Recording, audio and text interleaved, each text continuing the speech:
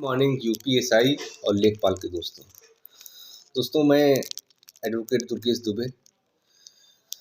दोस्तों आज जो बात करेंगे वो आपका जो यूपीएसआई का जो केस है, प्लस उसकी जो प्रक्रिया आगे चल रही है, प्लस जो लेखपाल का जो केस लगा हुआ है, और प्लस उसकी जो रिजल्ट के बारे में बहुत ही एक तरह से बातें चल रही हैं कि इसी महीने आ रहा है, अगले महीने आ रहा है, कि कब आ रहा है। जो 8 क्वेश्चंस जो एक विवादित हैं, जिनको लेके लोग हाई कोर्ट भी गए हैं, उनके बारे में बात करेंगे कि उनमें आगे क्या हो सकता है और रिजल्ट कब तक आ सकता है।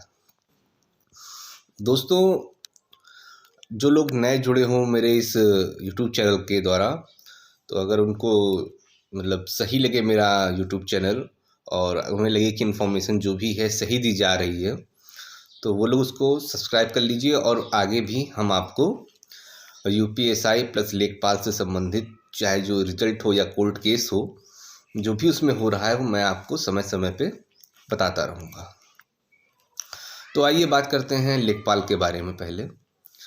दोस्तों पहले तो आप ये जान लीजिए कि पहले भी आपको मालूम है कि जो 8 क्वेश्चंस थे जिन पे विवाद था कि मतलब इसके आंसर्स दूसरे हैं या फिर क्वेश्चन ही गलत है, ये आप सभी लोग जानते हैं वो 8 क्वेश्चन कौन से हैं। उन पे बात करके समय नहीं बेकार करेंगे।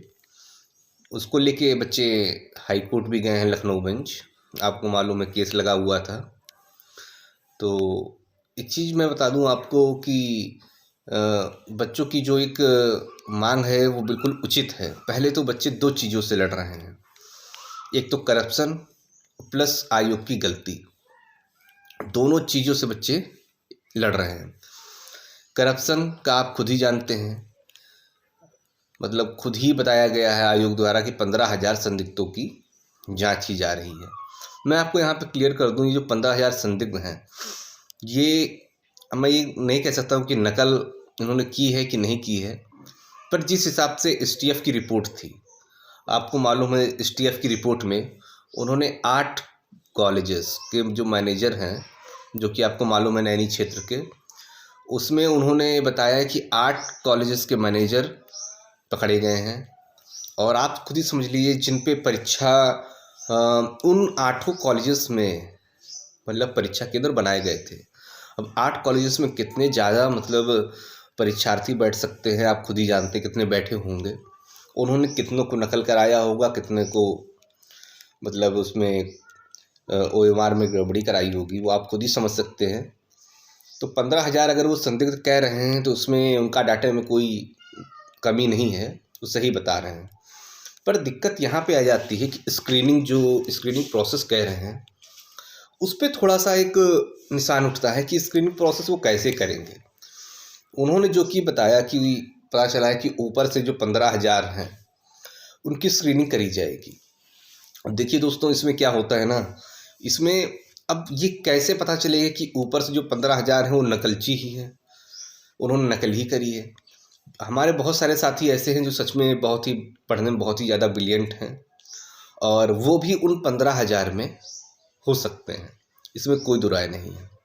अगर वो लोग उनको ब्लैक लिस्टेड कर देते हैं, बाई चांस अगर वो ब्लैक लिस्टेड हो जाते हैं, तो आपको मालूम है जब एक बार आयोग ब्लैक लिस्टेड करता है तो कई सालों के लिए उनको परीक्षा से डिबार कर देता है। तो उनके फ्यूचर पे भी एक बहुत ही बड़ी क्या बोलते हैं प्रश्न चिन्ह बन जाएगा। तो मेरा तो पहले तो आयोग से ये मानना है कि आप जो स्क्रीनिंग प्रोसेस करिए उसको ये चीज़ को ध्यान में रख के कीजिए कि कोई भी बच्चा जो कि मेहनती है, जो कि सच में मेहनत करके इतने अच्छे नंबर लाया है, उसके साथ गलत ना हो। जो गलत तरीके से करप्शन में आए हैं उनके साथ तो ठीक है, वो तो गलत है ही हैं, पर जो सही लड़का है वो इस प्रोसेस में अपना कैरियर ना खोए, इस बात को आयोग कृपया ध्यान दे। दूसरी बात आ जाती है आपका जो रिज़ल्ट है, उसके बारे में आपको बता दूं। तो दोस्तों रिज़ल्ट के बारे में अगर मैं बोलूं तो आप ये मान के चलिए आपका रिज़ल्ट लेट ही होने वाला है, क्योंकि आपने चाहे यूपीएसआई की वैकेंसी में देखा हो, कोर्ट केस के बाद उसकी जो एक प्रक्रिया है बहुत स्लो हो गई थी।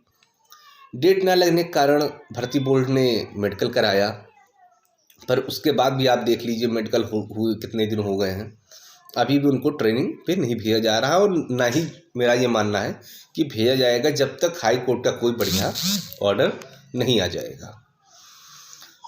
दोस्तों वही हाल लेखपाल में हो रहा है।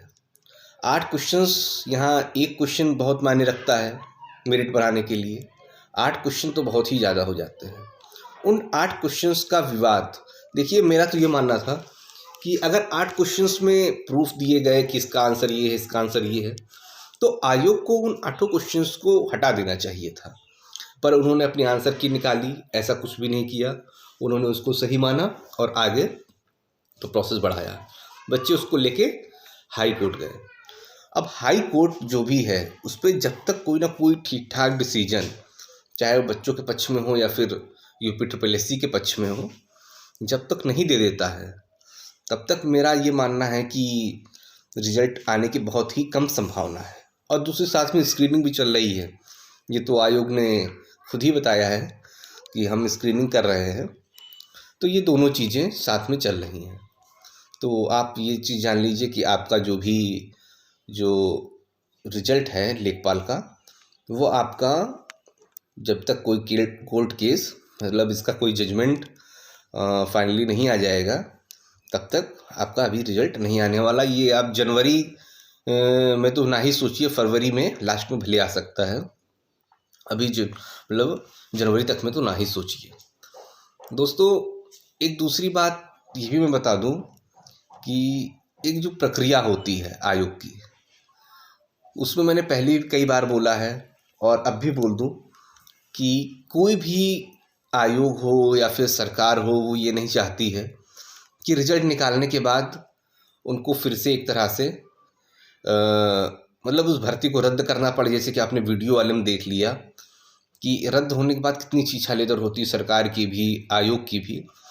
तो वो ये चाहता है कि इसमें किसी तरह का पेच ना रहे। एक बार जब मतलब बिल्कुल हरी झंडी मिल जाए उसके बाद ही हम आगे का प्रोसेस बढ़ाएं। तो ये तो बात रही आपके लेखपाल साथियों की। अब बात करते हैं जो UPSI के साथी हैं। दोस्तों आपकी जो लगी हुई थी हियरिंग, उसमें थोड़ा चेंजमेंट हुआ है। जो आपकी 15-16 में जो लगी हुई थी मतलब हियरिंग, उसको हटाकर 19 तारीख को कर दिया गया है। और 19 तारीख में अब देखिए, मैं आपको पहले ही बता चुका हूँ कि मैं कोई कंफर्म नहीं करता हूँ कि इसकी मतलब हियरिंग उस दिन हो ही पाएगी, क्योंकि नंबर ऐसा होता है ना, नंबर इतना ज़्यादा एडिशनल में जो केसेस हैं उनके लग जाते हैं, जिससे आपकी हियरिंग नहीं हो पा रही है। और पर हाँ, एक चीज़ को मैं आपको ज़रूर कंफर्म कर दूं कि बहुत सारे बच्चे ये बोले कि सर इसी मतलब हियरिंग नहीं हो पा रही, कहीं ऐसा ना हो कि ट्रेनिंग पे बच्चे चले जाएं उसके बाद। तो दोस्तों मैं आपको एक चीज़ ये क्लियर कर दूं कि ये लोग अभी ट्रेनिंग पे नहीं जा रहे हैं, और उससे पहले ही अपनी लोगों की जो कोर्ट केस की सुनवाई है वो पूरी हो जाएगी। इस बात से आप आश्वस्त रहिए बिल्कुल कि तब आप लोग इस चीज़ को लेके पैनिक ना होइए कि ये लोग ट्रेनिंग पे जा रहे हैं और हमारा केस हल्का पड़ जाएगा।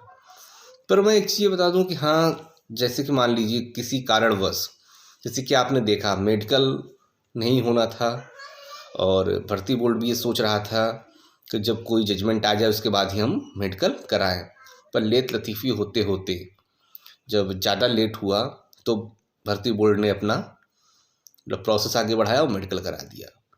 तो ये चीज़ हो सकता है कि मतलब ज़्यादा लेट लतीफ़ी होने के कारण जब उनको अगर ये लगे कि अरे ये तो बहुत लेट हो रहा है, तो हो सकता है वो ट्रेनिंग पे उन्हें भेज दे। पर एक चीज़ और है, अगर ट्रेनिंग पे भेज देंगे तो आप जान लीजिए कि फिर आपकी जो लड़ाई है, जो अनसेलेक्टेड बच्चे हैं उन और जो लीडर्स हैं इसमें जो UPSI को केस को लीड कर रहे हैं, तो उनकी लड़ाई जो है वो सीधे भर्ती बोर्ड से ना होकर फिर वो सीधे सरकार से हो जाएगी।